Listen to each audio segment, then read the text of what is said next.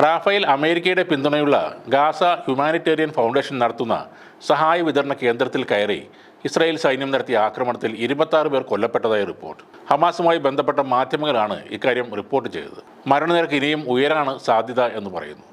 ആക്രമണത്തെക്കുറിച്ച് Israel ഇതുവരെ പ്രതികരിച്ചിട്ടുമില്ല. സഹായം വിതരണം ചെയ്യുന്നതിനായി ഗാസയിൽ അടുത്തിടെ പ്രവർത്തനം ആരംഭിച്ച GHFന് അമേരിക്കയുടെയും ഇസ്രായേലിൻ്റെയും പിന്തുണയുണ്ട്. ബയോമെട്രിക് പരിശോധനകളും മറ്റ് സ്ക്രീനിങ്ങുകളും ഒക്കെ ഉള്ളതുകൊണ്ട് പലസ്തീനികൾ പലരും GHFന്റെ നിഷ്പക്ഷതയിൽ ആശങ്ക അറിയിക്കുകയും ചെയ്തിരുന്നു. എന്നാൽ ഹമാസുമായി ബന്ധമുള്ളവരെ ഈ സഹായ കേന്ദ്രത്തിൽ നിന്ന് അകറ്റി നിർത്താൻ അവിടെ വരുന്നവരെ സ്ക്രീനിംഗ് ചെയ്യാൻ ഇസ്രായേൽ അനുമതി നൽകിയിരുന്നു. മെയ് 28-ന് ഇവരുടെ വിതരണ കേന്ദ്രങ്ങളിൽ ഒന്നിന് സമീപം ഇസ്രായേൽ സൈന്യം 3 പലസ്തീനികളെ കൊലപ്പെടുത്തുകയും 46 പേരെ പരിക്കേൽപ്പിക്കുകയും ചെയ്തതായും ഹമാസ് ആരോപിക്കുന്നുണ്ട്. GHFൽ നിന്നുള്ള സഹായം സ്വീകരിക്കാൻ ആയിരക്കണക്കിന് പലസ്തീനികൾ സഹായ കേന്ദ്രത്തിലേക്ക് വരുന്നതിനാൽ അവിടെ നിയന്ത്രണം ഏർപ്പെടുത്താൻ വേണ്ടിയാണ് കോമ്പൗണ്ടിന് പുറത്തുള്ള പ്രദേശത്ത് ഒരു മുന്നറിയിപ്പ് പോലെ വെടിവെച്ചത് എന്നാണ് ഇസ്രായേൽ സൈന്യം ഉന്നയിക്കുന്ന വാദം. അതേസമയം ഗാസയുടെ നിലവിലെ സ്ഥിതിയെ അപലപിച്ച് UN കഴിഞ്ഞ ദിവസം വീണ്ടും രംഗത്ത് വന്നിരുന്നു.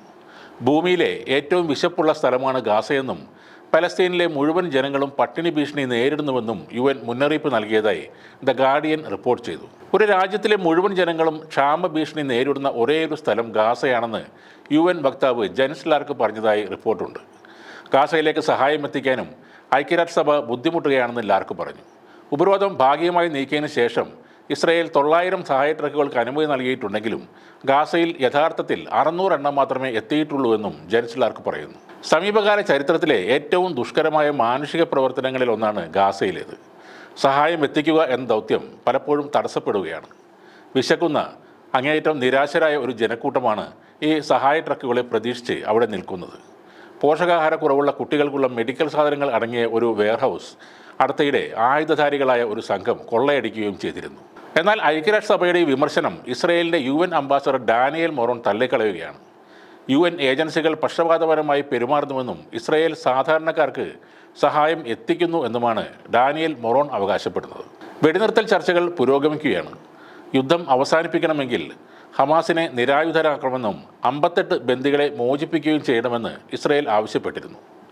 എന്നാൽ നിരായുധരാകാൻ ഹമാസ് വിസമ്മതിക്കുകയും ഇസ്രായേൽ സൈന്യത്തെ പൂർണ്ണമായും പിൻവലിക്കണമെന്ന് ആവശ്യപ്പെടുകയും ചെയ്തു.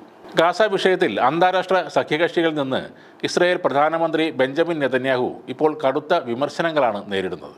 ഗാസയിലെ ദുരിതങ്ങളെ അവഗണിക്കുന്നതും ഇസ്രായേലിന് എന്തും ചെയ്യാനുള്ള അധികാരം നൽകുന്നതും പാശ്ചാത്യ രാജ്യങ്ങളിലെ വിശ്വാസ്യതയെ തകർക്കുമെന്ന് ഫ്രഞ്ച് പ്രസിഡന്റ് ഇമ്മാനുവൽ മാക്രോൺ മുന്നറിയിപ്പ് നൽകി. ഇരട്ടത്താപ്പ് മാനദണ്ഡങ്ങൾ ഉപയോഗിക്കരുതെന്നും പലസ്തീൻ രാഷ്ട്രത്തെ അംഗീകരിക്കുന്നത് ധാർമ്മികമായ കടമയും രാഷ്ട്രീയ ആവശ്യകതയുമാണെന്നും മാക്രോൺ പറഞ്ഞു. അതിനിടെ പലസ്തീൻ സ്റ്റേറ്റ് പ്രസിഡന്റ് മഹ്മൂദ് അബ്ബാസിനെ കാണാനുള്ള പ്രതിനിധി സംഘത്തിൻ്റെ റാമല്ല സന്ദർശനത്തിന് ഇസ്രായേൽ തടയിട്ടിരുന്നു. അധിനിവേശ വെസ്റ്റ് ബാങ്കിൽ നടക്കുന്ന ഈ യോഗത്തിൽ തുർക്കിയോടൊപ്പം Egypt, Jordan, Qatar, Saudi Arabia, UAE എന്നിവിടങ്ങളിൽ നിന്നുള്ള മന്ത്രിമാരും പങ്കെടുക്കുമെന്ന് പ്രതീക്ഷിച്ചിരുന്നു. എന്നാൽ യോഗം നടത്താൻ അനുവദിക്കില്ലെന്നായിരുന്നു ഇസ്രായേലിൻ്റെ നിലപാട്.